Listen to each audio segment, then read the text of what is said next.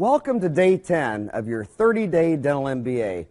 Today's a very important day. We're 1/3 of the way through the program after today, so let's rock and roll as we're going to build the ultimate dental assistant.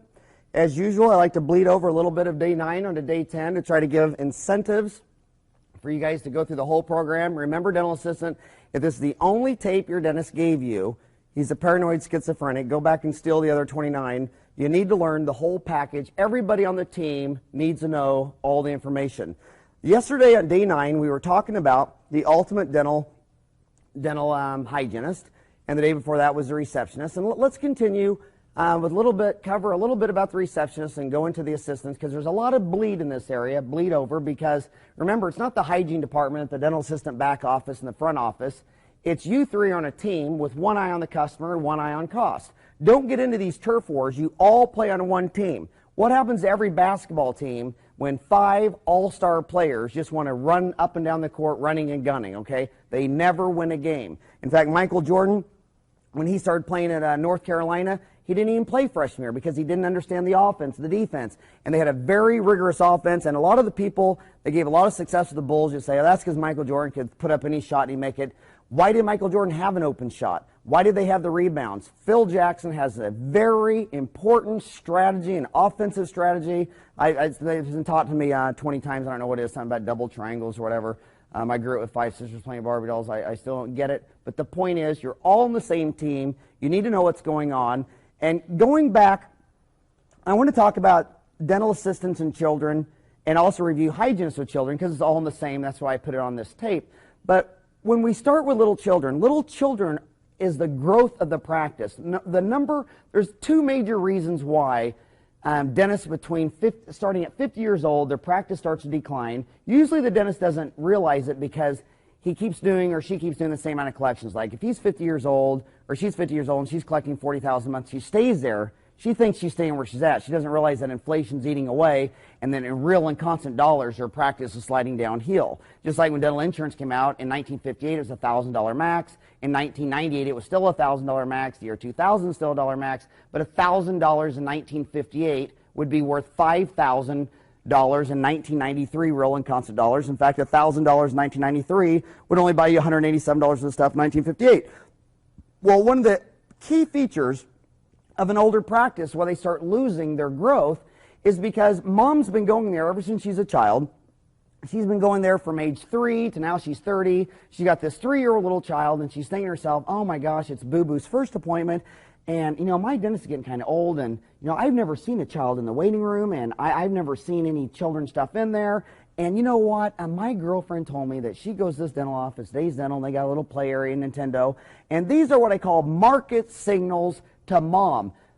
Families with children are your high growth. They're building new social networks. They're employed. They have far more likely to give you referrals. You get a grandma and grandpa in there, they might only know 4 people, and those 4 people might have been going to the same dentist for 40 years. It's mom who's out there in the workforce, or dad. Americans, the average American, 25% of Americans change jobs every year, so average American gets a different job every 4 years. They have an insurance, they're moving around. Your big referral growths are from families. Middle-class families is about 80% of the American economy. The rich and the poor only divide up the other 20. So you really need to focus on children. It starts with the receptionist when mom checks in with her children. And remember, it's best product, which is really tough to sell because patients don't know what the difference is between a Sargenti root canal and a Silver Point root canal versus a warm gutta-percha root canal. They don't know the difference between a crown with an open margin or a closed margin. They just know, does it hurt? What does it look like? And do they like you? We already know that when you're doing treatment plans and you're doing case presentation, if the person totally trusts you, you say, hey, Frank, you need 2 crowns and a root canal, and other than that, a cleaning every 6 months. I think you're going to be fine. And he goes, okay, doc, well, let's get it scheduled. If he doesn't know you from Adam, you're in there for an hour presenting everything, trying to convince this guy that you really know how to fix a transmission and you really know what a ball bearing and timing chains and motor oil is. See, I don't have to do all that case presentation stuff, and a lot of doctors don't do it. Some of the most famous doctors, I don't know if Gordon Christian wants me to say this or not, But I have gone up to every single one of his 2-day PCC courses. Gordon's very generous with time. You know, follow him around his office. I steal everything I can from that guy. I have seen him do $20,000 and $30,000 case presentations all day long in somewhere between 4 and 7 minutes. And I asked him, I said, how long do you like for a case presentation? And he just looks at me funny. He goes, well, the hygienist goes in there, does all the clinical findings and takes the x-rays and takes the study models, and I go in there and do the exam, and I just tell the patient I leave. I mean, the hygienist does most of the findings and model work, and I mean, I don't know. I mean, I'm in there only, 5, 6, 7 minutes. I don't know. How long do you think I was in there? And I don't care. I mean, and then other people say, oh, you got to go in this treatment room and present this big case. Well, think of what Americans are. The more someone's presenting this case, the more all Americans think they're being sold.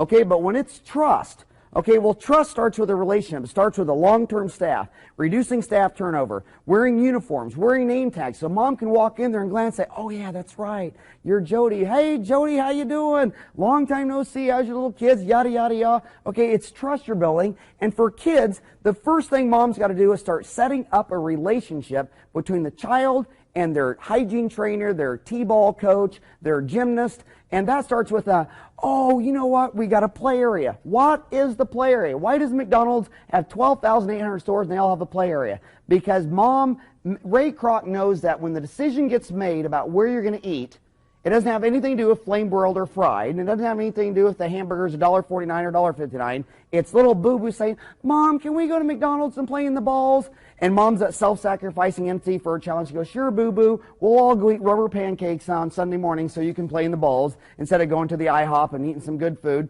And so when you go into a restaurant and they say, first thing they say to the kids, oh, here's something to color and here's crayons. Every gosh darn Fortune 500 chain restaurant, when you walk in there, they give you something to color for the kids. Why? It does two things. Number one, it says, hey, it's okay to bring your kids here. Don't worry if your 3-year-old starts crying or throws his bottle over his head, or don't worry if they spill their milk. There are very many parents who will go into a nice restaurant and the little kid will spill the milk and mom snaps like, Billy, why did you do that? And why is she yelling at Billy when he spills the milk? Not because he spilled the milk. Hell, if he does it at home, she expected it. It's because, oh, I think I'm in a nice place, and I think everybody's upset, and I think that old man looked at me. And, I got 4 kids. I'm sensitive to this, especially in airplanes. Like, sometimes there'll be a mom there and a kid's crying, and you'll see some old, grumpy old man, 50 years old, turn around and go, kind of giving an evil eye. And I just can't tell you. I always sit there and say, hey, buddy, how old were you when you were born, huh? What were you born at, 18, 20, 30? Asshole. And people are looking around, and then I turn to that mom and say it so about 5 aisles each way can hear. I said, Mom, that's the best sound I could hear. It makes me miss my children. Yeah, I hope he screams the whole way. And she's just kind of looking. She's stressed. De-stress her. It's all right for a kid. And when you have a play area, if McDonald's can go out and spend $100,000 cash to enclose a 500 square foot area with $15,000 worth of plastic balls, slides, and tubes, and they're doing that to sell a hamburger for 89 cents, why can't you put in a 4 foot by 4 foot area with a little area to play, and that for a birth to 6, they like to, play or color or whatever, but from 6 to, I'd say about 18, it's those Nintendo games. Not the Sega, that's the old stuff. If you're still into Atari, you're a dinosaur. Sega's gone. It's that Nintendo 64. Get the Mario's Brothers. That's where this little Italian Mario guy runs around, tries to get 120 stars. And then Mario Kart. Make sure you don't get any of those karate kickboxing things or whatever, because some moms get very upset when they found out their kids have been playing karate chop, beat 'em up, bleeding in the head game for an hour in your dental office. But what we do is we say, little kid, we say, oh, we don't call him a hygienist. The kid doesn't know what a hygienist is. We say, oh, Billy. And when mom calls up and says, well, what age should we start little Billy? We say, oh, you know what? We like to start him not only at 3, but we like to start him on his birthday. So why don't you tell him, Mom is going to get her teeth cleaned today, but Billy, you can't go because you're not 3. But on your birthday, when you're 3, when you're a big boy, you get to go to the dentist and get your teeth cleaned. Now he's thinking, I don't get to go today because I'm not old enough, and I get to go on my birthday, and I'm going to emotionally tag that with, wow, my birthday, cakes, candles, balloons, prizes, and I get to get my teeth cleaned. Then when they walk in, they say, Billy, You're the lady that's going to clean your teeth and really make your teeth just special. Her name is Chris Hickson. And you know what? We should do a big surprise for her. Why don't you know, she's going to come get you in about 5 minutes. So why don't you take this and go out there and color. And then when she comes to get you, you can give it to her as a present. Oh, she'll be so surprised. And little Billy's standing there with the burger hanging out of his nose. Here, man, you know, he's walking out there and he's coloring this thing. And then his older brother's like 6 years old and he goes, oh, Mom, he has Mario. And he's out there doing Mario and everybody's loving it. And Mom's sitting there and she realizes, hey, this place likes kids. It's okay if my kid's in there and the next thing you know, a toy comes flying out in the waiting room. And you know what? A lot of older dentists, they say things to me and they say things like, yeah, but that disturbs some of the elder patients. Look, man, if you're 55 and a 3-year-old kid isn't a joy to look at, you need Prozac, you need St. John's wort medication, and I sure as hell don't want your dysfunctional personality in my office. Those are the grumpy people. I want to go to my playground and play. I don't want to play with people who are dysfunctional, okay? If you're 55 years old and you don't like 3-year-olds, and ask a 55-year-old who's going to be paying his Social Security and Medicaid tax in 10 years while he golfs 3 times a week, that little kid, when he gets his first job and gets half of his payroll tax confiscated by the IRS. So when you don't like kids, it's dysfunctional, but you got to make a market signal to Mom that we like kids. And then inside the operatory, hang a little Barney on the ceiling, hang Big Bird or Mickey Mouse or whatever, but put something on the ceiling in every operatory. So when Mom's laying down there, she sees Barney up there, or Bird or Ernie or whatever, and she says, oh, so you guys do kids? I have more people coming in. Why did you leave your last practice? Well, you know, we just had our first baby, and I don't know if Dr. Blind in one eye does kids. I asked Dr. Blind, but I don't think he does it. And as far as the Cavity Club, do not put kids' pictures up there that are cavity-free, then another kid's doesn't get his picture up there because he's not cavity-free. I don't care if I do 5 root canals on his front teeth. I put him on the Cavity-Free Club, you know. Look at the picture on the wall. There's kids there with chrome steel crowns on their front teeth. They're on the Cavity-Free Club. Don't punish children. Just get into rewards. If you reward a behavior, it's more likely to occur. If you punish a behavior, it's more likely to go away and be extinct. And look at that play area out there. I mean, what is that? 6 feet by 5 feet? There's no space there. These are ceilings. In the old days, this is when I first opened up, Be a Dental Office Detective, balloons, Bert and Ernie, other things to color. We always like to tell the little kids what causes cavities. You know, it's only from eating sugar. Okay, so what I want you to do, Billy, is I want you to X out all the bad snacks with sugar, and then I want you to color or circle or do something else to all the ones that don't have sugar. And this is a really big learning experience. And then you say, Billy, then what I want you to do is I want you to go home and the mom's back there. I want mom's back there in the room during cleanings. Mom makes the appointment. She paid for it. She's the decision maker. If mom is sitting out there while you're cleaning your children too, she has, number one, she has pure mammalian female separation anxiety. Every gosh darn mammal known to man before it's an adult, if it separates for its mother, the baby cries and the mom has anxiety, okay? That was necessary for the survival. You can't get to here, the year 2000, if in the last billion years you wandered off from your mom. Babies cry when they lose eye contact with their mom. Moms get anxiety. I don't care if you're a wildebeest or cattle or a baby giraffe or a baby mammal. They stay right next to their mother. Mom wants to be back there. She's a decision maker. Why does your hygienist not want her back there? Because she hates people. She has no community involvement. She's just there for her hourly rate. She wants to be able to drop an instrument on the floor, pick it back up. She doesn't want to be on stage. Some people love to be on stage. They love to perform. They're extroverts. Other people are introverts. They're technicians. They're non-people person. They don't want a relationship. They're unlisted phone numbers. These are not people for the service industry. These are people who should work on an assembly line at GM for 40 years, screwing one screw in the same hole for 40 years, okay? You want a relationship. You get them, oh, come on, Mom. Mom, you sit there. Johnny, you sit here. And Johnny, I need you to X out the bad snacks, and then I need you to put on your refrigerator. Because if you put on your refrigerator, when you get in the refrigerator for a snack, if it's got sugar in it when you're done, you need to go brush and floss your teeth. But if it doesn't have sugar, and you can start talking these stories, but what does it do?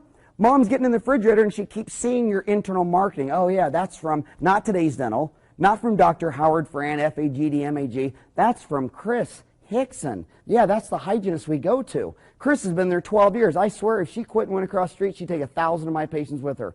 And then we have shark jaws. I always get shark jaws whenever I go on a cruise. That's how I write off the whole cruise for the IRS. and I bring back boxes of these things.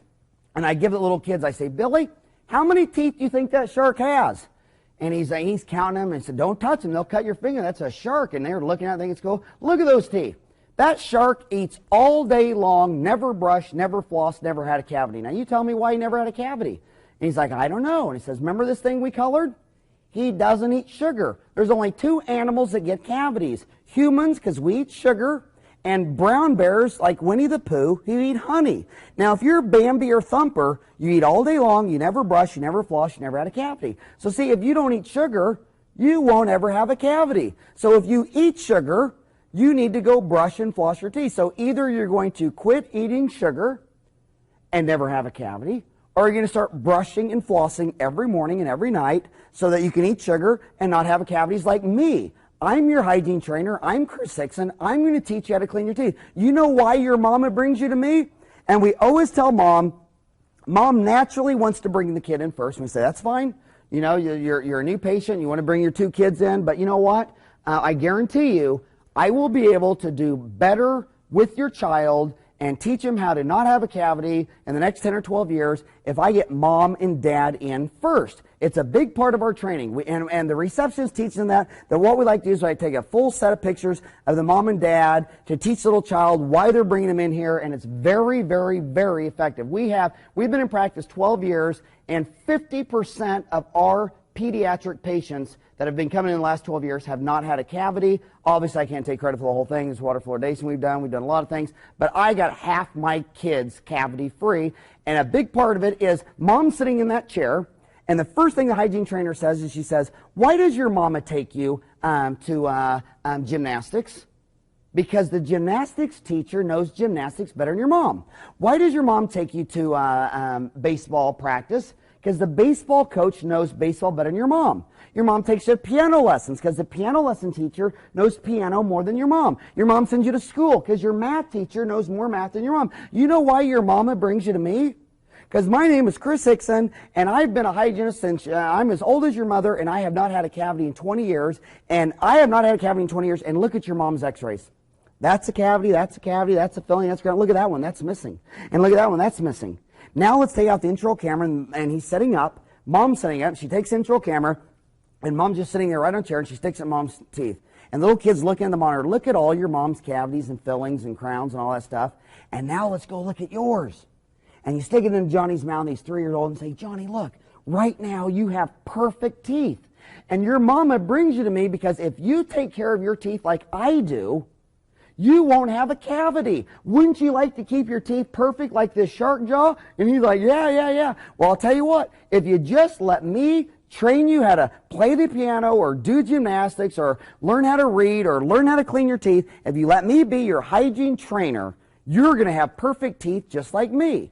And then you start giving them pictures about, you start talking about sugar and dietary sugar versus snacks and M&Ms, and you got to give them lots of things to color, lots of things to put in the refrigerator, get them to post these things on bed. Can you imagine if every night you put your kid to bed, you're looking at a little thing that they colored from your dental office?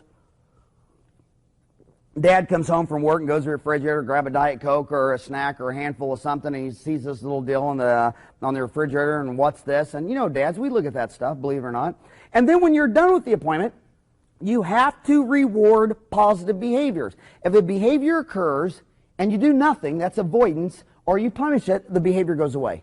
But if you do a behavior and you get a reward, especially if the reward is closer to the behavior, you will reinforce that behavior. Like if my little boy stepped out into the street at 3 years old, and I said nothing, then a month later just walked up and whacked him across the head, he'd have no association between behavior and punishment, and he'd be a paranoid schizophrenic before he was 12.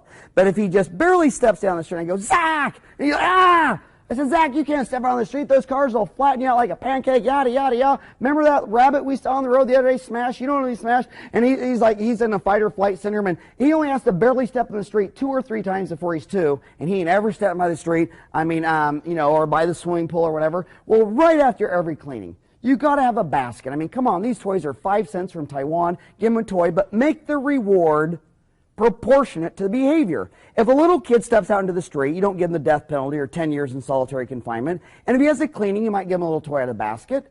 Maybe the next time, maybe that or a balloon, or ask him which one he wants. I'm sorry, I said, don't ask him which one they want, because these 3-year-old little kids, they can take 4, 5, 6 minutes. And this is an older picture. We've reduced this to like 2 toys. It's like, Billy, ball or trinket? Make a decision. If you have 100 toys in there, I swear they can sit there on the floor for 20 minutes, and that really kills your operation and logistics. It's like McDonald's. You get a Happy Meal. They even, every one of them has the same damn toy. You want another toy? Come back next week. And but if these kids are beat up, if they had 2 fillings or a pulpotomy or a chrome steel crown or something happened, maybe you're doing a little seal on a 3-year-old and a little acid got on her tongue and she didn't like the vinegar sour taste or whatever, and maybe she had a little watery eye, her mom had to hold her hand, and this appointment is, $200. Hell, give her a $10 dentist Barbie doll, boy or girl, and sit there and say, you know what, Megan, even though she maybe had a little tear, Megan, you are such a good patient and your teeth are so nice. I want you so bad when you grow up. I want you to be a dentist. What are you going to be when you grow up? And you give her this Barbie doll, and instead of mom saying, well, we went to the dentist and she cried and it was a negative experience, and your mom's telling everybody on her social network, because remember, what was the main thing in internal marketing that Abraham Maslow noticed, and Desmond Morris noticed in the jungles about the difference between women and men as far as communication? He noticed 2 very critical management things. He noticed, number 1, the average female monkey or ape, 187 species of monkeys or the other 4 grade-sized humans, orangutans, gibbons, chimpanzees, and gorillas, the average female talks to 5 other people in the village for every one time the man does. The man, he just sits there. He does and says, you see any group of monkeys, you always know which one's the dad. He just sits there. He says the kid can crawl up on his head, and he still just sits there. Mom, she's grooming, and she's nursing, and she's playing, and she's talking, and she's making all these social networks, okay? Have you ever came home from work and saw your husband 3 doors down talking about daycare? Okay, men and women are very different management. That's why the man, the owner of the practice, a dentist, Dr. Numbnuts in the back room, that's why he can't sit there and hire the second assistant to go work with the first assistant. Because, my gosh, they have 5 times the complexity of relationships. You notice little kids on the playground. Talk to any teacher in the 2nd grade. She'll say, you go on the playground, all the boys have a burger on their nose, and all they do is they play a ball. Doesn't matter the ball. They can kick it, they can shoot it, they can chuck it, throw a spear, whatever. It's just balls and boys, okay? You go to you sit there and you have 5 boys playing basketball. And you come out there and you say, I'm sorry, Jimmy here, his dad's been transferred to Germany. And you throw him out, and you just take any other boy, first one you grab him, stick it in the place. The boys go, what's your name? Okay, here, we'll play. And then you go to the boys and say, well, are you really sad that Frank, you'll never see him again? And they're just looking at you, the days look like, no, are you? And then you go to the girls, they're on the other end of the playground, and they don't have any balls. And they sit there and say, and what are you doing? Well, I'm holding her hand, and this is my best friend, and I love her. And you say, well, do you want to play with Megan? No, I hate her. They have love and hate by the 2nd grade. They have best friends and bestest friends, and the boys are at the other end just playing with a ball. And you sit there and you hit it off with Mama Bear. She is 5 times more likely to tell someone else in the social network neighborhood than the man is. I mean, every time a family moves in our block, my wife's internally possessed to go make them a big plate of lasagna on their first night there. And the boys and I are looking at Mom like, honey bunny, we don't even want to eat your lasagna, okay? Why are you forcing us on the new people down the street? And she's like, well, it's their first night, they're just moving in, it must be hectic, I'm going to take them a plate of lasagna. Could you imagine if you, a male doctor, moved in next door to me on your first night, I'd come on your front door and you open the front door and I say, hi, I was just thinking of you on your first night in your home and I spent the afternoon making you lasagna. They go, oh, great, a weirdo's next door. Get the hell out of here. If I ever see you on my property again, I'm going to shoot you. I mean, for a man, that would be a totally weird deal. Remember, and the other thing of management issues is that women had different organizational structures. They always know that in all male mammals, not just monkeys, apes, but all males always arrange themselves in a hierarchical order. They always have the Pope, the Cardinal, the Archbishop, the Bishop, the Monsignor, the priest, the altar boy. It's extremely hierarchical, and everybody's fighting with horns until everybody knows exactly where they're placed. The women have a flat matrix structure. Okay, it's egalitarian. They don't know why, if it's sharing babies. They think it's probably sharing babies because, especially with apes and monkeys, that the average dog or cat is on their own in 6 weeks. The average ant or a bug is on their own in a couple hours. The longest animal that has to stay with their parents. Monkeys, on average, need to stay with their mom for 9 years before they go alone. Apes need to be with their moms for 13 years before they be on their own. And I think most of you that have adult children know that most children and humans don't even get their first brain cell till they're 21. So, most lions and tigers are dead before they're 10 or 12 years old. In the jungle, they live 25 or 30 years old in zoos. So what does that mean? That means, well, I probably am a monkey, and I'm an ape, and I'm not even going to have you till 12. You can't even go on your own. I'll be past 21. I'll be dead. So I'm going to have you and raise the first half of you, and my sisters and aunts will raise the second half of you. So that's why you always find apes and monkeys in groups of 25. That's why they're extremely social. They have flat structures, and they're more likely to communicate, 5 times more likely. Men are hierarchical. In fact, in military, they've even found out in military, this goes all the way back to Napoleon. He said, when you pay a soldier to fight, they're useless. Mercenaries are useless. But men will die for a piece of cloth or valor if it's moving him up his own hierarchy. Everybody thinks that the way you get men charged up for war is you get them to hate the enemy.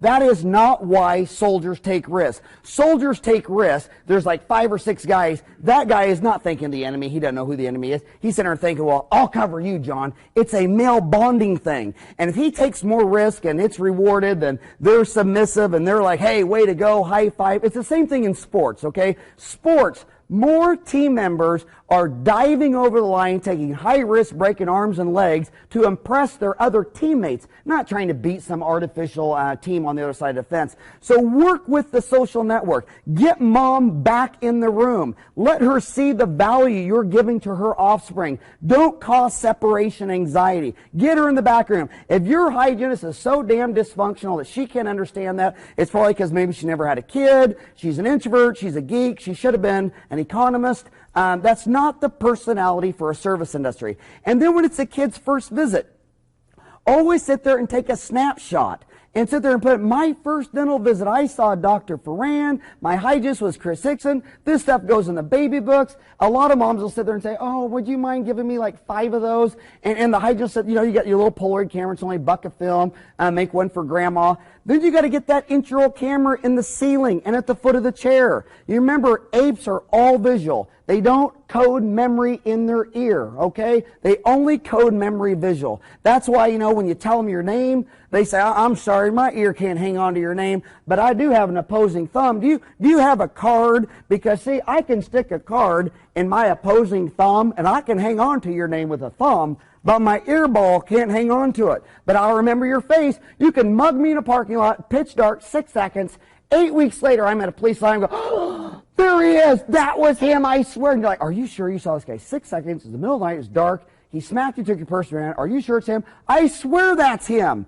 Memory, a picture's worth 1,000 words. Talk totally visual. Intraoral cameras, show pictures.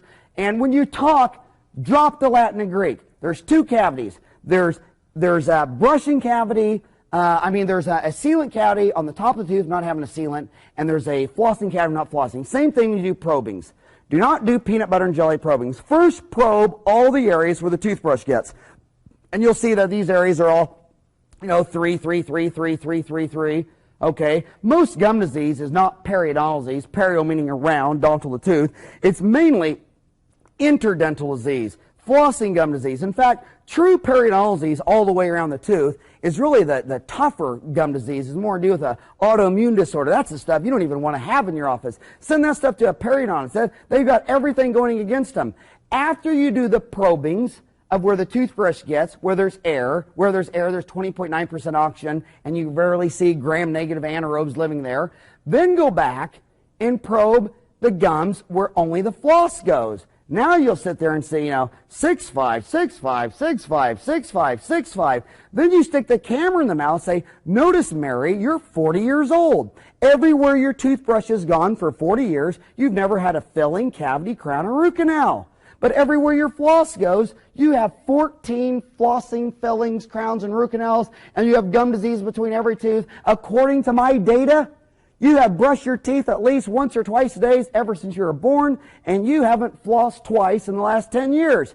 And her eyes are just like, wow, that's communication. It's powerful. Give them these handouts. We give so many gosh darn handouts, we don't know what to do with them. And show them before and after pictures. Say, these are healthy gums, Mom. See, they're firm, pink, and rubbery. This is gum disease. Now, Mom, the stakes for gum disease are high. You do know that 27 out of 100 Americans don't have their teeth at 65.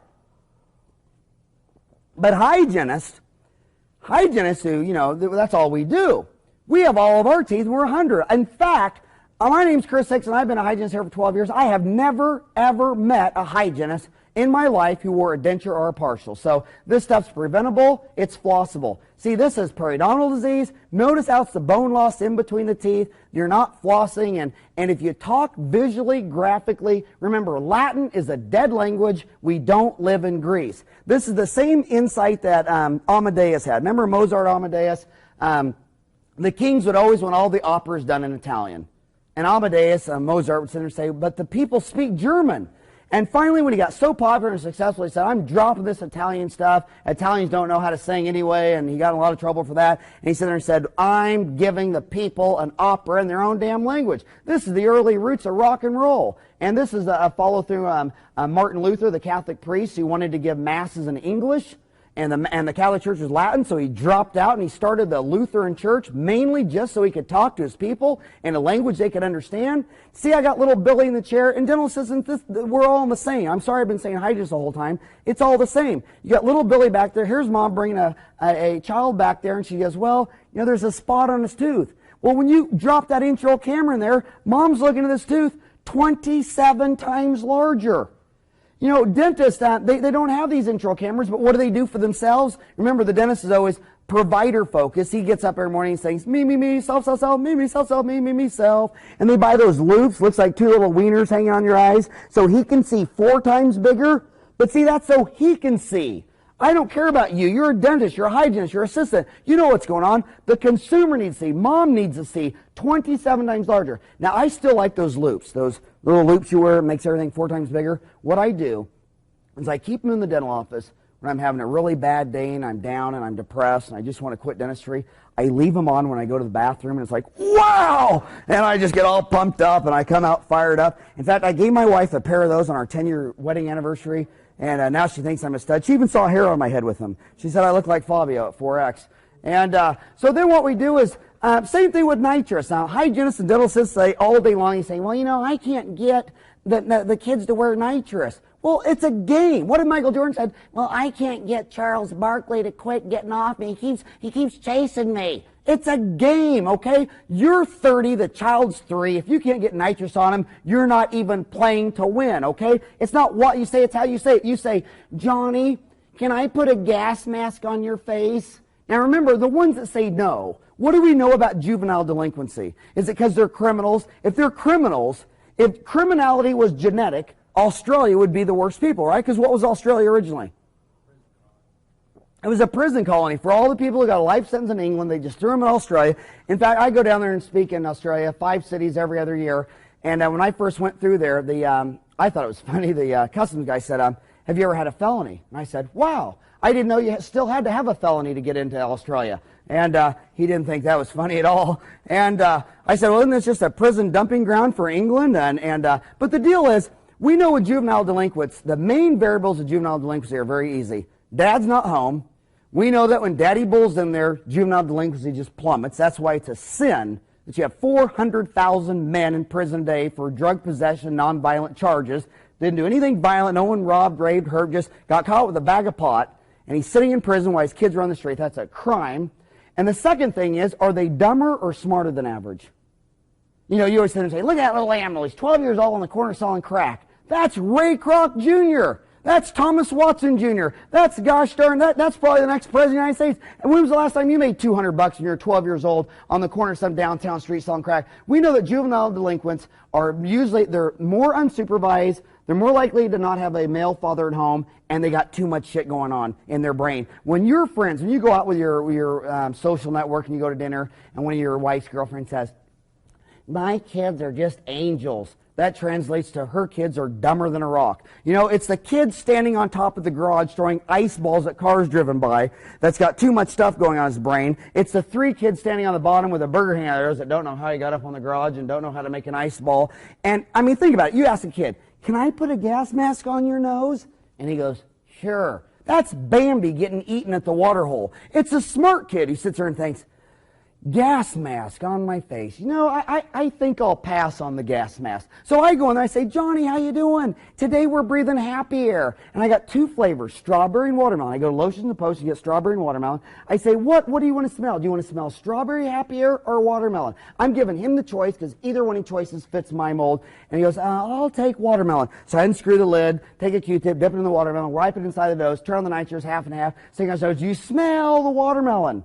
Now, the problem with the child is his brain. The more brain power, the more he's going to talk back, fight. I mean, when you go home and you see a 35-year-old woman fighting and screaming with her 6-year-old kid, I mean, that 6-year-old's pretty damn smart to be jerking the chain of a 35-year-old. My God, I just sit there and say, you know, this really wouldn't be a problem if you just realize that he's twice as smart as you. Okay? So you sit there, you got to max his brain. So what do? We got that intraoral camera on the ceiling, and we have this, there you can see the camera up on the ceiling.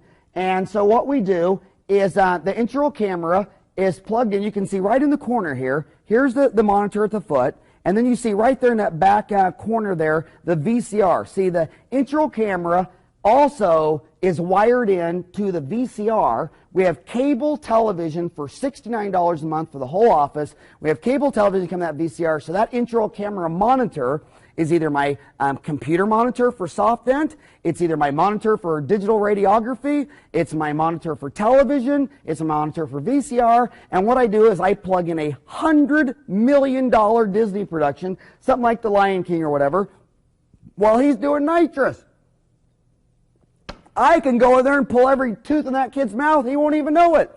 And the only thing bad about this procedure is, when the kid's laying there doing nitrous watching Lion King, when he leaves, it's sad because you know he'll never get that high again. And I also do this for adults. When an adult comes in, I'm looking at the chart, and this better be picked up by the receptionist, the assistant, or hygienist. I mean, assistants, you got to catch this. I mean, look at the chart. When did you start working in Intel? 5 years ago. When did you get dental insurance? 5 years ago. Have you been to the dentist the last 5 years? No. Did you just move here? Well, I moved here 5 years ago from San Diego. Did you go to the dentist there? Oh, I think it was like 7, 8 years ago. Okay, Billy, look, you're in here for a root canal. When I walked in the room here, you weren't even sitting in the chair, you were standing. Obviously, you hate going to the dentist. That's okay. That's okay. But tell me, you've had insurance for 5 years, pays 100% clean exam and x-ray, you haven't been in, and now you're standing in the chair, and now you need a root canal. You know, if we go in there and do this root canal filling or crown or whatever, it's only going to be another negative experience, and you're not going to come back for another 8 years, and it's a vicious circle because whoever hates dentistry the most needs the most dental work. The people who like us the most, they come in every 6 months, they get their teeth cleaned regularly, they learn how to brush and floss. If they do get a cavity, usually we get it out with a little bitty filling, you know, maybe $120, $30, and you're coming in here for a $1,300 root canal build-up and crown. That's the price of 10 fillings, because it's we caught this too little, too late, it's already in the nerve, it's a big production, and you know what, I'm not going to do the same thing. We have to break the cycle. Here's your 3 options. Either you're going to get in the chair, we're going to use laughing gas, nitrous oxide, get you relaxed, find you something to maybe like watching the news or CNN, VH1, MTV. The only station we do not allow you to watch in our office is that TNN Turner Country Classic crap. If they're listening to country music, they better get it done by the assistant. I'm not going to stay in the room. And then they said there, or if you can get a driver, we can give you a Valium or an Ativan or a Halcyon. Or if you're really, really stressed out, my gosh, we'll have an anesthesiologist meet you here. It's only about $200 an hour. We'll put you clean out. You'll wake up. Your teeth will be fixed up. No negative experience. You'll come in for regular recare, and the doctor, Farran, might not see you again. I mean, his hygienist hadn't had a cavity for 20 years. Here's a printout of all of our team members when we had our last cavity. Don't act like that you have no control over your own consumer mastery of your own teeth. You have full control over your teeth. You don't have control over when you're going to get breast cancer, colon cancer. They just came out with that huge study. 20,000 people followed 20 years and found out that contrary to popular belief, the high-fat diet and the high-fiber diet was still not a correlation. A lot of these cancers are either DNA, they're genetic, virus, who knows, but you don't have control of pancreatic cancer like you have control of getting your next cavity, your next flossing cavity, your next sealant cavity, or flossing gum disease. Come on, let's break the cycle. And you talk to me that. I had a man the other day, and he was real anxiety, real wigged out, had a rotten tooth. I got him on nitrous, got him relaxed. He couldn't find anything on TV. He was still kind of fedging. He goes, I'll just turn it off. Hey, there's nothing on TV. I say, well, let's put in a VCR. And he looks at the VCR and he goes, well, no, I don't need anything. I'm all right. Well, I know it's going to be an experience. I said, well, look, either you pick out a VCR or I'm going to pick one out because I don't want to sit there for an hour with nothing on. And I love to listen to Richard Simmons. So either you pick something out or we're going to listen to Richard Simmons for an hour and a half. And he's fudgeting for a tape and he grabs, gosh darn, Star Wars. And he plugs Star Wars in. There he is doing nitrous 50%, watches Star Wars. I go in there, do a root canal, bone and crown, an hour and a half later, sit him on the chair and say, well, Mark, how was that? And he goes, Dr. Farran, you know that little robot R2-D2? Well, when I first watched that, I thought it was just beeping noise, but I realized today that it's real fast, speeded up English. I said, really? I've never watched it on nitrous oxide before. I'm sure your mind was somewhere between Pluto and Uranus. But you know what? It was a positive experience. We broke the cycle. Look at these treatment rooms. Everything's visual. We sit there and we hang beautiful teeth on the wall. We have visual before and after pictures. I talk to apes in the eyes. You notice when you're doing advertising, what's the number one thing that catches an ape's attention? A model. What is it? The eyes. If you were born without a cerebrum and a cerebellum, you still maintain eye contact because it's down here in your brainstem, your medulla oblongata. Second thing your eyes attached to is, what is it? It's eyes first, and then it's movement, then it's color, then it's peripheral movement. And you sit there. That's why every billboard has all these big models. Have you ever seen your wife going through the newspaper and she comes to the $12 trillion New York Stock Exchange and she just flips through it? I mean, her eye doesn't even land. All it is, it's so much data and crap. It's like the Wall Street Journal versus the USA Today. USA Today's color and has pictures and photos, and ape eyes always instinctually stop on ape eyes. And they've got enough research on this all day long, and that's why you look in their eyes and remember, when you're communicating to patients, and everything I'm going to teach you this helps you with your spouse and your children. Whenever you're talking to a human, their brain takes in data, and then every once in a while it has to process it. When it's processing it, they're not taking in any data, and their eyes slowly start to drift. When you're talking to someone and they stop listening, they don't go like this. And then when they're ready listening and they come back, that would be real easy. That's not how they act. They sit there, you're talking to your kid, and he's looking at you talking, all of a sudden his eyes drift off. I have seen moms stand there and talk for 30 gosh darn minutes. I mean, the kid's in the bathroom and they're still talking. Whenever you're talking to a child, you'll notice it with age too. My 3-year-old will maintain eye contact for, I swear, not even 20, 30 seconds at a time. The 4-year-old, maybe it'll be a minute. The 9-year-old, maybe a minute and a half. But when you're talking to a patient, you look in her eyes. You're using pictures. She's looking at the pictures. She's looking at your eyes. But when you see her eye just slowly start to drift away, she's processing. Stop. Then when she comes back to you, she's usually thinking something, and then listen. When people say they have great listening skills, they don't ever teach you the structurally how do you listen. It's all has to do with watching pupils. You're giving her information, and then when it goes to process, after it's processed, she either came to a conclusion or has a question or whatever, and say, are you following me? And she says, well, what about that? And you'll go on and on. Learn how to communicate. Keep your eye on the retina. And, in some of these earlier books, they always said, to be a great salesman, you should maintain eye contact. As if staring at the eyes was just something that you did. There's more to just staring at the eyes. It's watching them take in data, process data, and they're done processing. I guarantee you they have an objection. And they don't have an objection, close the damn cell. I've seen dentists sit there and sell and sell and sell. It's like an orthodontist consultation. I swear, orthodontists are the dumbest of all the professions. I mean, if you took all 5,900 orthodontists in the United States, wired all their brains together, you couldn't power a parakeet flying downwind, okay? What do? They bring mom in for a consultation, and for an hour, it's a one-way talk, and they're talking about a Pano and a Ceph and study models and A and B line and all this Pagonian and Ionian and Ionian and all this crap, Latin, Greek. Mom has no idea. Usually she's staring off into space. She's picking her nose. She's doing her nails. An hour of psychobabble. Finally, Numbnuts shuts up and says, do you have any questions? What's the only question Mom's ever asked in 40, 50 years of ortho? How much is this? And then Numbnuts says, I don't even know. I don't even do that. You'll have to ask the girl up there. And I go, Doctor, what was this hour all about? Well, I was just trying to teach him that, to tell her that the Kid needs ortho. Mom brought her in here. Look at the kid. He looks like he can eat corn on the cob through a chain link fence. Grandma's blind and knows he needs braces. Mom knows you're an orthodontist. She wasn't asking if you're an auto mechanic. So when you're talking to people and you're telling them that they got a flossing cavity, they need a filling or whatever, you're pointing the picture, their eye dress off, and then they come back and say, so do you understand? And they say, yeah, I understand. Then close the cell.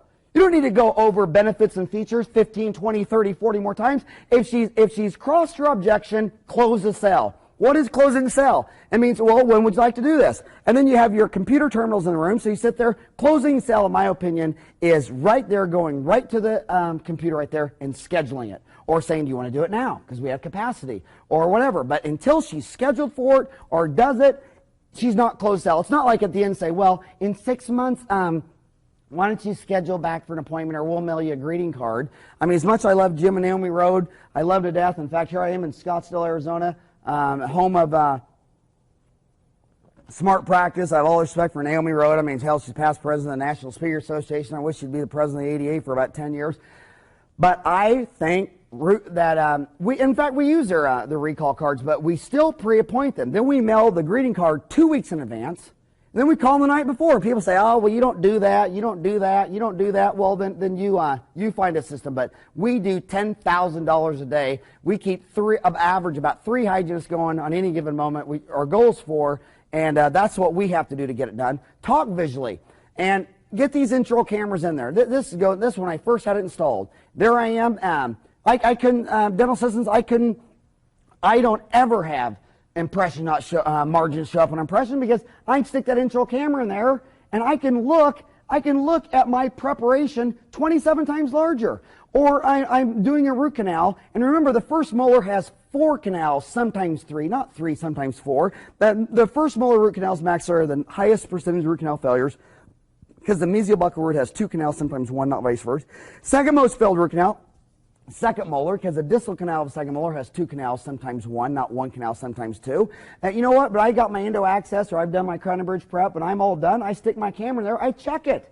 And I look at it, I see that little red pimple there, 27 times larger. It's like saying, hey, I'm over here. And you're like, wow, look at that, another 4th canal. And then when the patient's setting up, I don't like these little CD-ROM things where you go with the patients and you're going to CD-ROM because it's labor intensive. My gosh, in the service industry, labor eats your lunch.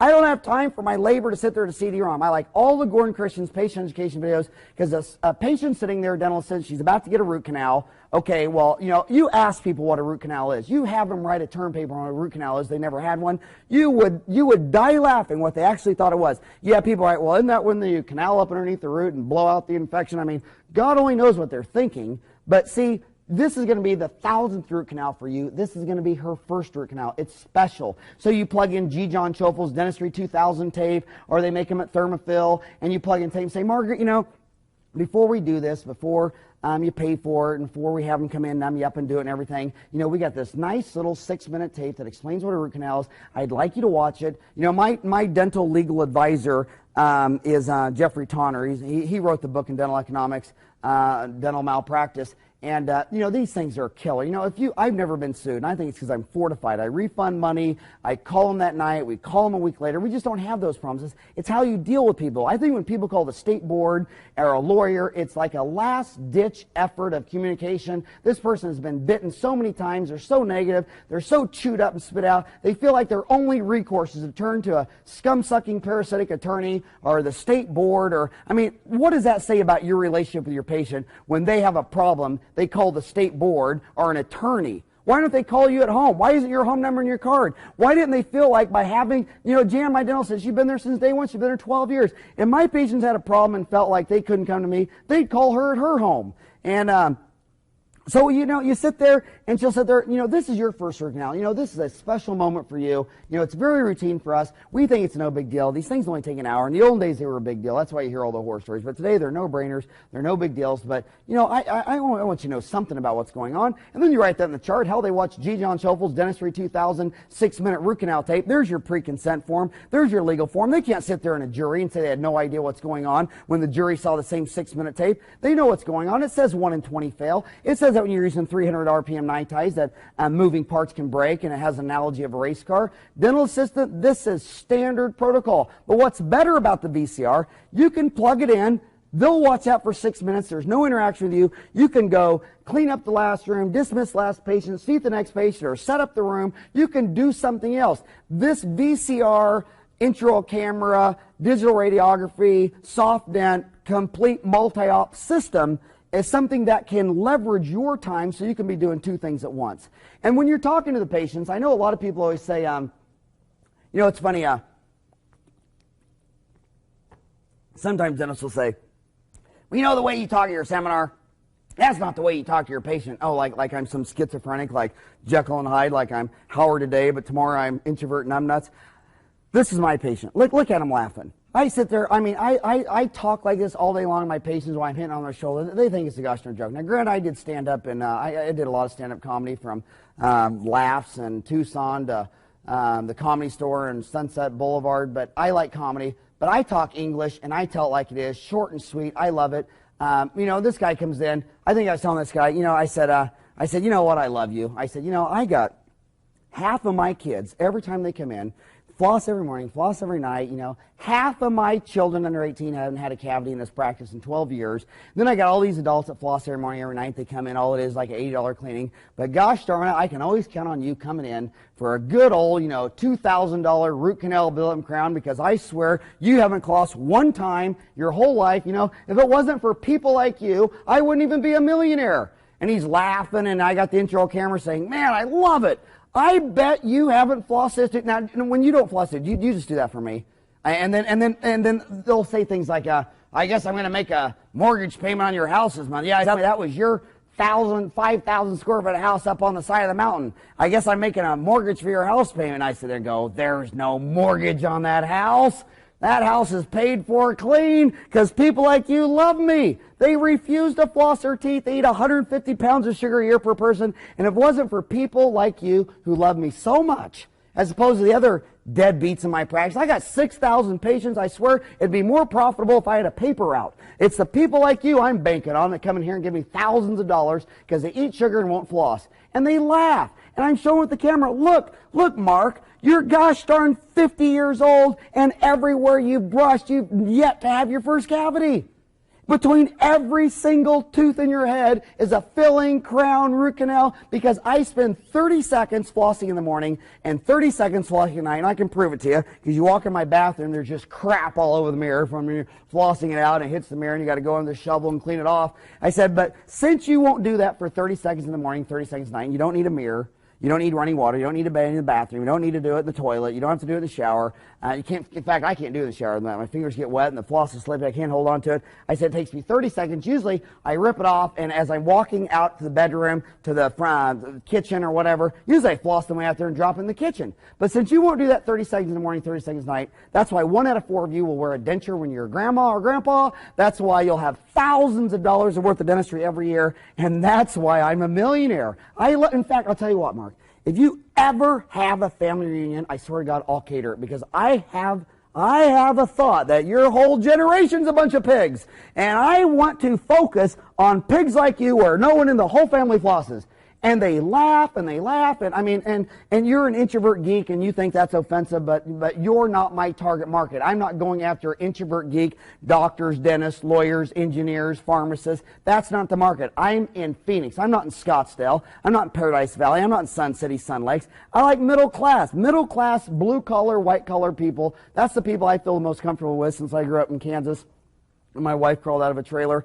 And then these are all my teaching aids, you know, these models that show that, you know, the two cavities there, the flossing cavity on the side, the sealant cavity on top, the gum disease model. We have all the Colgate's Prevident, all the Prodentec products, the chlorine dioxide mouthwashes, et cetera, et cetera. And then when they come out, there's the patient convenience center. You know, if you're telling some guy they need to go get a water pick, I want you to do this. The little assistant hygienist and receptionist, the whole office, I want you to do this. I want you to draw a 3-mile circle around your office, and I want you to identify every veterinarian in that area. Can I get a coffee, Nuke?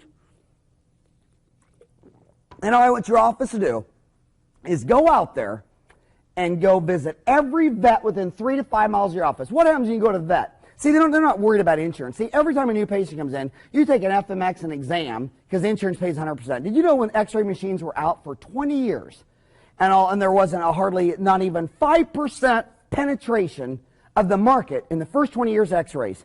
Then 1958 comes along and dental insurance comes out and says, we'll pay 100% x-rays. Oh my God, you couldn't sell x-ray equipment fast enough. Everybody got an x-ray as soon as a third person started paying for the x-ray with other people's money for other people, inefficient, wasteful spending, Milton Friedman, Nobel Prize economist from Chicago, and boom, everybody has x-rays. You walk in there, first thing on your mouth, FMX exam because the insurance will pay for it. You go to a vet, that's how you should be practicing. If you don't want to listen to a word I say, or you don't believe a word I say, all you need to do is act like the veterinarian across the street and you're going to rule. You walk into a vet's office, they don't have insurance. They're not going to talk Medicare or Medicaid or Delta or Blue Cross or Blue Shield to pay for some dog. And you sit there and you walk in there, the first thing the vet says is, how may I help you? And you said, well, I think my dog has worms. Well, she's got to know the score. What is your expectation? So she'll say, well, why do you think he has worms? You say, well, he drags his butt all over the carpet. She'll say, okay. Then she walks up front, and there's a worm medication. They usually have between 4 and 12 feet of counter space. How many of you watching there have bought something off the convenience center for your dog or your cat? And you go there and you say, well, I think my dog has fleas. And the vet says, well, how do you know? And you say, well, now my husband has them. Well, here's a flea powder, here's a flea collar. You say, I think my dog's fat. Here's low-fat dog food. If you say, I think my dog needs to put to sleep, they have the little Dr. Kevorkian do-it-yourself kit, hook the dog up to the muffler of your car. They got every damn thing you want. And you walk in there, and it's amazing. And I have a hard time with vets because I grew up in a different value system. I mean, I don't care how much money we had. I mean, my dad had a big Lincoln Town Car, this big house, and I remember when I was 10 years old, my best friend, my dog, Nippy, 10 pounds, doubled his weight in 3 days. Swelled up like a balloon. Mom saying, well, your father gets back from out of town in a couple days, and when he gets home, take him to the vet. Dad finally got home. I'm sitting there all worried. Take dog into the vet, and the vet looks there, examines Nippy, and I'll never forget, I was 10 years old. He comes out and he says, Gene, Nippy's very, very sick, and he's going to need an emergency operation. It's going to be $1,800. I'll never forget, my dad leaned over and he kissed Nippy, and he said, Nippy, you're going to see Jesus. And I'm like, no, no, no. And the vet said, and I quote, he says, oh, I understand, and we'll euthanize him, we'll put him to sleep for $50. And my dad said, and I quote, I'll shoot his ass for 25 cents. And I'm crying and I'm bawling. Well, no, I'm thinking, okay, I'm going to really work, Mom. I go home and I go in there to Mom, you know, you got to save Nippy. How can we have a Lincoln Town Car or a Cadillac and you're not even going to save Nippy? And she says, Howard, Nippy's a dog. Rich people have money because they don't spend it, okay? Poor people would dump $5,000 in a Nippy. We don't. Rich people hang on to their money. Poor people spend it on dogs who are only supposed to live 7 or 9 years anyway. I cried my brains out, but the deal is, you go across the street, you have people that have a 30-year mortgage on their home. When any loan over 24 years, interest only, the first 6 years interest, they have no 401k, they didn't fund their IRA last year, and they have no savings, they have no college savings account for their kids, and all day long, they're dumping $2,000 and $3,000 and $4,000 operations in a 9-year-old dog. If you look up the charts, it says he's only supposed to live 7 years. I got a patient the other day come in, and we pulled a tooth. She goes, I don't have any money. I just spent $7,500 putting an artificial hip in my dog. I'm like, your damn dog got a $7,500 hip, and you're having your teeth pulled? Don't try to understand humans, okay? They're completely irrational. They have imperfect brains. They gather incomplete information. And on the aggregate, they make a lot of shitty opinions, okay? But free enterprise is not to be judgmental. If you want to spend $7,500 on your dog and nothing on yourself, you have the freedom to do that, okay? And on these patient convenience centers, remember, dance with the people who brought you to the party. These guys, like, name the only electric toothbrush that will only go through you as the channel distribution. See, veterinarians, they don't have insurance. They don't have Medicaid and Medicare paying their bill. You go into the vet, they only carry the products that will only go through the 56,000 veterinarians. There's 56,000 hygienists, there's 56,000 vets. Vets only cover the stuff. If you say to the vet, well, what about this brand at Walmart? The vet says, well, why don't you go ask the $6 an hour employee at Walmart with no medical insurance, no training on veterinary supplies. Why don't you go ask him what he thinks of that product? I carry these products. And I'll answer my staff, my building, my nickel, my payroll, my overhead. I'll explain my products. If you want to get your products from Walmart, then go ask the $6 an hour employee at Walmart with no training in veterinary to understand these products. See, they dance with the people that brought them. Rotodent, ProDentech, is the only company that only sells their electric toothbrush through you. My patients say to me all day long, they say, what do you think about inner plaque or this, that. I say, well, you know what? You ought to go to Walmart or Walgreens and ask the $6 an hour clerk, and maybe they can explain it to you. I'll explain this one. I'll explain the products that say, hey, we're going to partnership with you. You know, Discus Dental and Rembrandt, Bob Ibsen's Rembrandt, Dorfman's Discus, Dan Fisher's Ultradent, Rotodent. I mean, hygienists, if you use anything other than a Rotodent, I mean, to me, it's almost like you're a communist. Because these are the people that have partnership with you. If you go off the cliff, they go off the cliff because they have made a corporate strategy to fuse himself to you like a Siamese twin, and then you go running off, dancing with people who don't pay your 401k, they don't pay your salary, they don't pay your taxes, they don't give you a job, they've never given you a nickel, and it just absolutely irritates me that you wouldn't understand the brilliant business strategy of partnering up with people who are partnering with you. And you'll sell a lot of fresh breath products in every room, what we got, and we got 3 different kinds of mouthwash. You got basically your chlorhexidine gluconates, and these are your Paradex and Paragard, and you have an onion sitting in there, and you unscrew it and smell it. It smells like rotten onion, about makes you throw up. The next one's your alcohol-based mouthwashes, like Listerine or whatever, and you unscrew that and you smell that, and the alcohol-based mouthwash, and the onion smells like puking about vomit. And the last one is your chlorine dioxide. And your chlorine dioxide is either your OxyFresh, which is made out of Spokane, Washington's multi-level marketing, or Retardent, which is done by Omar Reed and Perry Radcliffe right here in my own backyard, Scottsdale.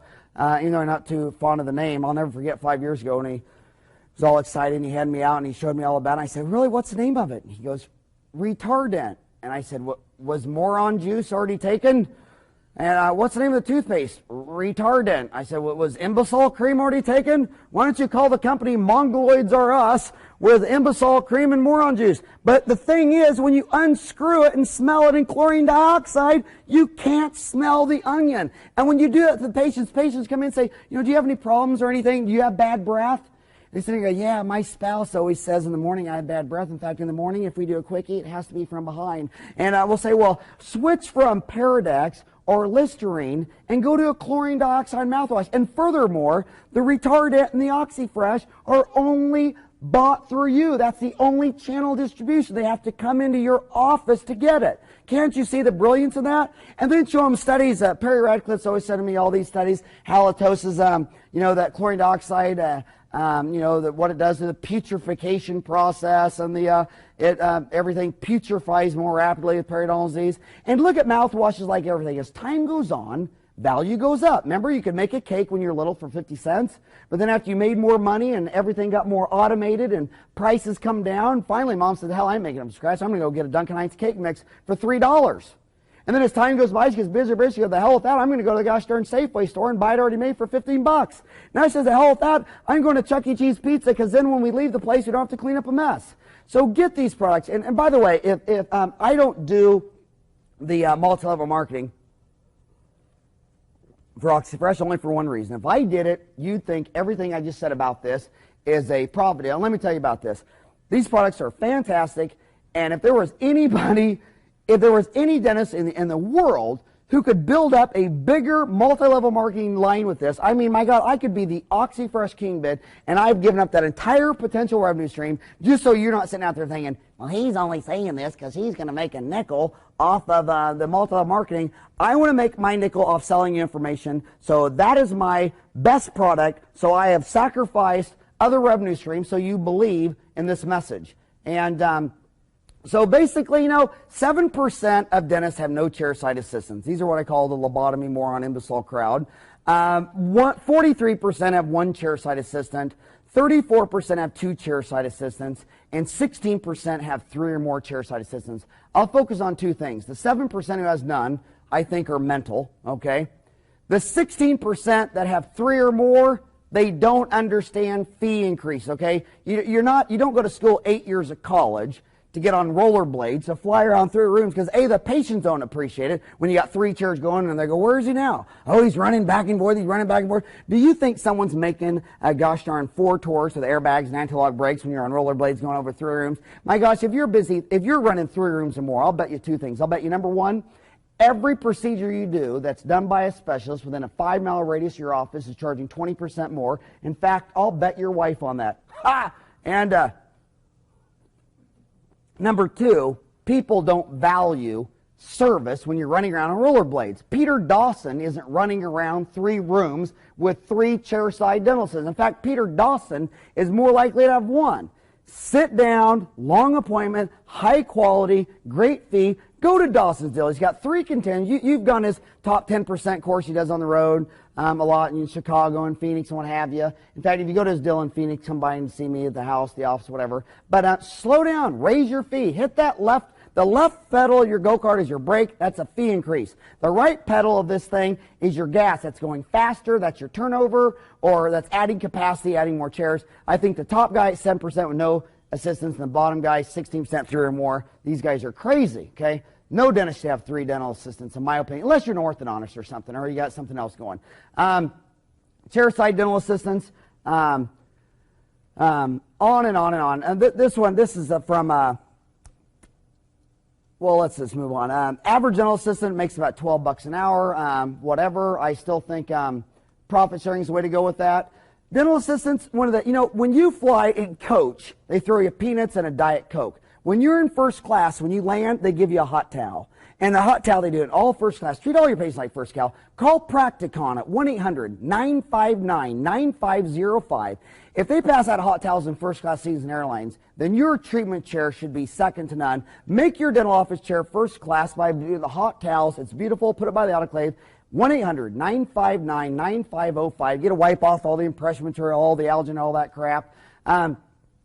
Rick Mercer used to always say, we will take such good care of our patients that they will fear leaving our office to face a harsher world. Dental assistants, your #1 job criteria, I'll tell you 1,000 times, it's only right here, this slide. This is the only slide you have to watch. Every night the dentist gives an injection and does any dental work, the dentist has to call him that night, and you stay on and you make sure he called every person he or she called him that night. Call him up, Megan, Howard Farran, your dentist. Just calling to make sure the anesthetic wore off and everything's okay. How's that feeling we did? And, it's loving, caring, concerned. I know your name. God, I thought he was busy and didn't know me. He knows me. He knows my name. He knows my feeling. But you're calling him a week later. Hey, Megan, this is Jan, Dr. Friend's dental assistant. You remember me? Yeah, we did a filling on your tooth a week ago. You had a week to drive around the block. I'm just calling to make sure everything's okay. Oh, Jan, I'm so glad you called. Are my teeth supposed to touch on the other side?